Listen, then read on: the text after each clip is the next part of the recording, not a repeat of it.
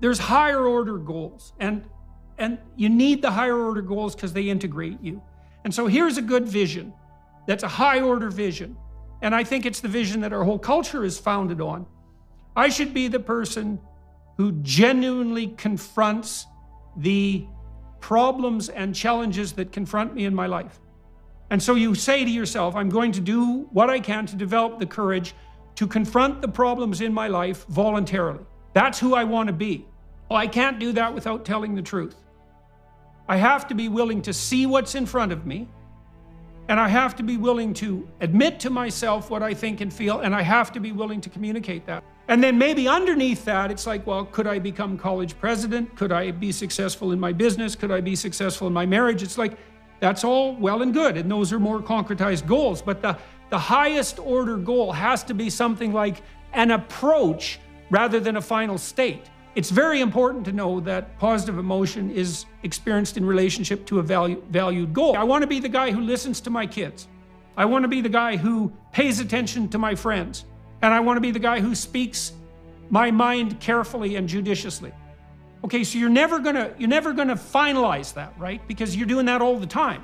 And that's also really useful because you don't hit the target and then find yourself left with nothing. If you don't know what to do with your life, look at what other people do that works and maybe think about how you're doing there. So you could imagine this. What sort of people do you want to be surrounded by? You know, what sort of friends do you want? And what can you offer those people? How do you want your family to be functioning? Now, it'd be your wife and your kids, but also your extended family. You know, how could you repair those relationships or make them grow? What educational opportunities could you pursue? You know, how are you going to take care of yourself mentally and physically? What occupation are you going to pursue? And how are you going to make that thrive? And what are you going to do with your life outside of your work?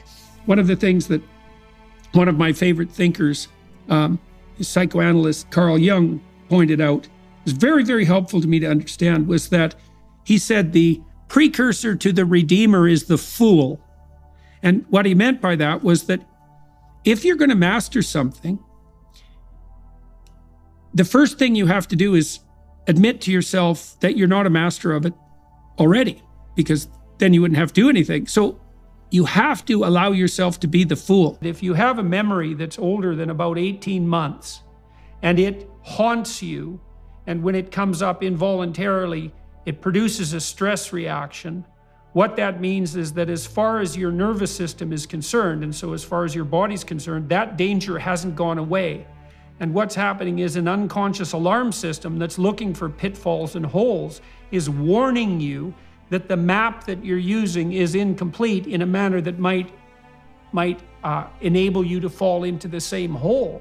And so one of the things that people can do that's very useful is, if you have memories like that plague you, is to bring them to mind voluntarily instead of waiting for them to come after you involuntarily, and then to think through what has changed and what might not have, but also to come up with a plan so that if a similar circumstance arose, you'd be in a better position in one way or another to deal with it. There's no other way of getting the memory to go away. Like merely recontemplating it in the same manner over and over won't do it. And allowing it to plague you unconsciously, it'll do that forever until you solve it. It might show up in your dreams, it'll show up in your fantasies, it'll trigger you, so to speak, when you're talking to other people if they happen to discuss a topic that's related to it.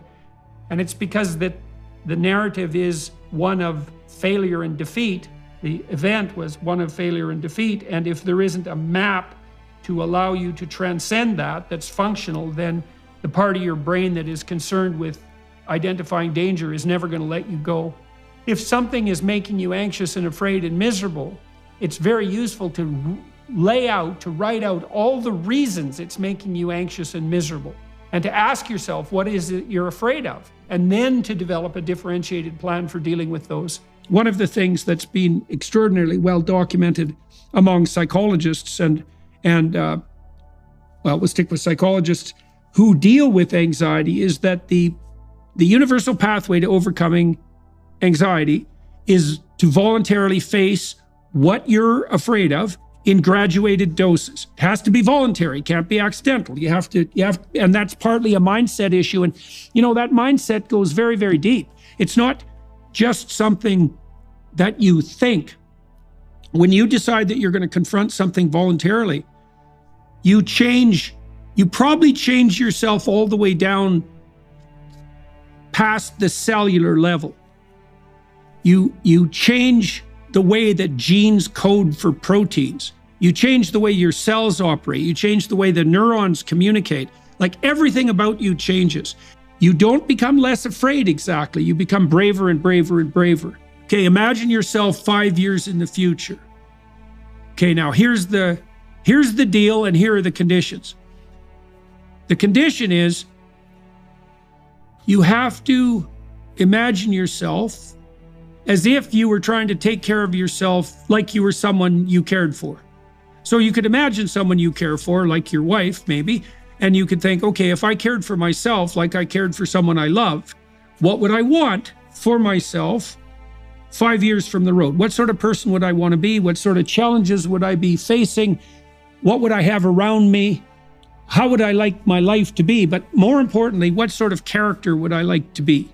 And so you want to develop a vision, and it's really, you do that in dialogue, honest dialogue with yourself. It's like, okay, I'm taking care of myself. What do I want?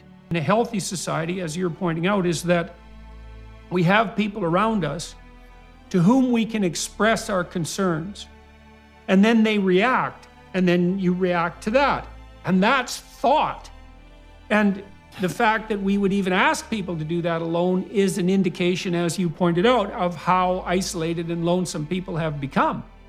And so if you're a man and you're listening to this and you want to know how to deal with your wife when she's presenting you with problems, the first thing is step back a bit and say, look, she probably has to go through the whole problem set, and try not to take that personally. Just listen. And you can summarize and you can ask questions, but mostly you want to find out, well, what the hell's the problem here? Now, you might want to leap to a solution for a bunch of reasons. One is, well, to show that you have a solution. Two is to show you're smarter than your wife, which is a very bad idea. The third is to shut her up so that you don't have to sit there and listen. And that's also a really bad idea, because you can't shut anybody up about an actual problem. One of the things you can do when you're listening, apart from asking questions, which might be, well, I don't quite understand what you meant by that, or you said something 10 minutes ago and it seems to contradict what you just said now, which are just helpful questions. The other thing you can do is summarize. And you could say, well, I've been listening for 10 minutes or 15 minutes, and it seems to me that this is what you said. Is that right? And that people really like that for two reasons. One is you compact all that searching into the gist. And that's a gift you can give someone. And then also, if you hit the target, if you say, yeah, that's exactly what I meant, then they know full well that you've really been listening. One of the wonderful things about a marriage that's functional is that both of you have two brains to work out whatever problem happens to arise.